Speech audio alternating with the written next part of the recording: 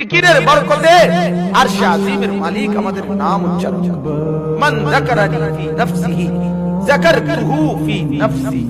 আল্লাহ পাক হাদিসে কুদসিতে বলেন, আল্লাহ রাসূল বর্ণনা করেছেন যে আল্লাহ বলে, আমার যে বান্দা আমাকে মনে মনে স্মরণ করে, আমিও তাকে মনে মনে স্মরণ করি।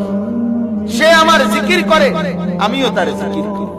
ওয়ামান যাকারানি ফি মালাইন যাকারতুহু ফি মালাইন খায়রিন মিনহু। আমার যে বান্দা আমাকে অনেক মানুষের মাঝে আমাকে স্মরণ করে, আমার নামের জিকির করে, আমি আল্লাহ অনেক ফেরেশতাদের মাঝে তার নামের জিকির করি। আমি শিখিয়ে দিচ্ছি এই লা ইলাহা ইল্লাল্লাহর কত ক্ষমতা। 99টা দফতর অপরাধের একটা পাল্লায় রাখা হবে, একটা কাগজের টুকরোর মধ্যে ওর লা ইলাহা ইল্লাল্লাহ লেখা থাকবে।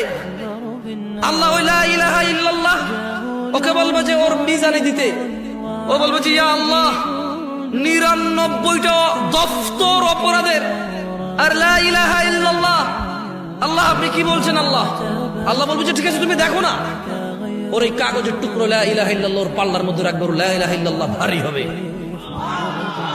এটা হচ্ছে লা ইলাহা ইল্লাল্লাহ জিকির।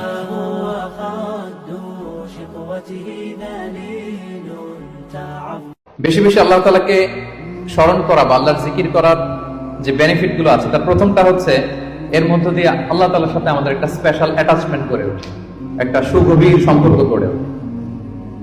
এবং আপনি যে আপনার যে কোনো পরিস্থিতিতে আল্লাহর উপর তাওয়াক্কুল করেন, এটা প্রমাণিত হয়। You put you trust on Allah, you rely upon আল্লাহ।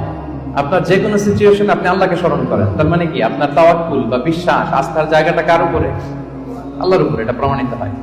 এবং এর মধ্য দিয়ে আপনার একটা সাবমিসিভনেস প্রমাণ হয়, যে আপনি সবকিছু আল্লাহ তাআলার উপর সুপর্দ করে দেন।